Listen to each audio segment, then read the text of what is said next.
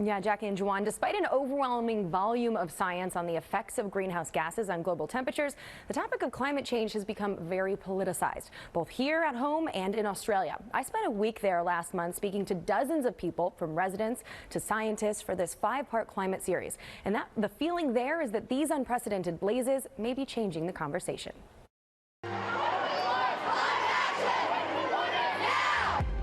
The massive fires in Australia may be under control, but anger from the summer still simmers.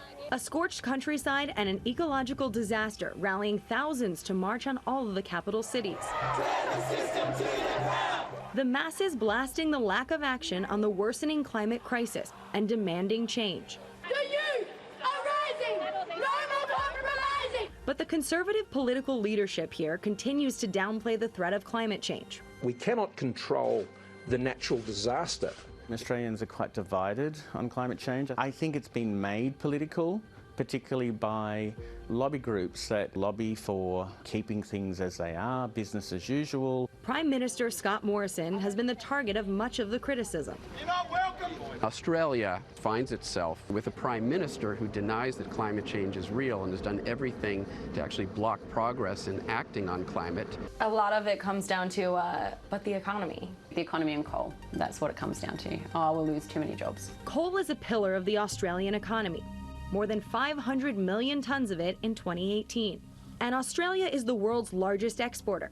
Coal supplies almost a quarter of the world's primary energy, but it generates 40% of the fossil fuel emissions around the globe. But the longer Australia's economy relies on coal production, the worse it makes its own climate crisis.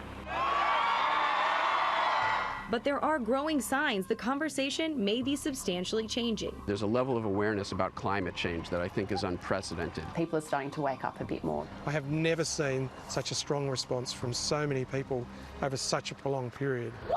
And the political landscape of climate change isn't only changing in Australia. Climate change is here, it's real. The conversation is changing here in South Florida too, and across the country. When I got to Congress in 2015, Republicans did not even want to utter those words, climate and change, together. Two big factors. Number one, the science. Every day it's more compelling. And then the other thing that has changed are the politics. This young generation that are starting to register to vote, they all want to see the government address climate change and the environment in a meaningful way. But not everyone is as optimistic. The United States is withdrawing from the Paris Climate Agreement and rolling back many climate regulations. Unfortunately, the current administration has shown no interest in acting on climate change or even in working with our international partners to solve this problem. The president has certainly used rhetoric that counters any effort to meaningfully address carbon pollution.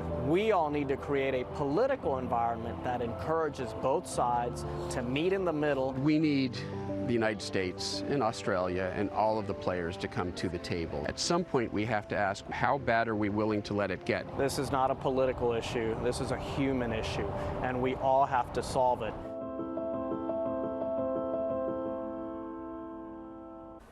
Perhaps the best example of the increasing bipartisanship on climate change comes from our own Republican governor. Ron DeSantis has installed Florida's first ever climate czar.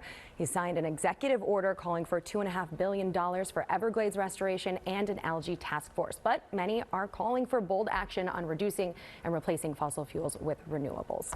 For an in-depth version of this story and the first 3 parts of our series, just visit NBC6.com. You can search Unprecedented or visit the NBC6 YouTube page. Tomorrow, we'll look at what's next for Australia and more climate crisis solutions, guys. And Angie, we saw it partly in your piece there, but the youth are leading the way in the fight against climate change. So what does the cost of climate change look like in the future? Yeah, we talk a lot about how much it'll cost for our economy if we eliminate fossil fuels, but it's really amazing how much it would cost for us to not do that. $26.7 billion is estimated for Australia for the cost of doing nothing when it comes to climate-related events by 2050. That's the same as what they currently have budgeted for their defense of their country. And a new study from Cambridge actually came out this week that says globally by 2040 we would be putting $100 billion more in for to combat extreme weather events. So really amazing numbers there. Yeah, that is interesting when you add up the numbers. Yeah.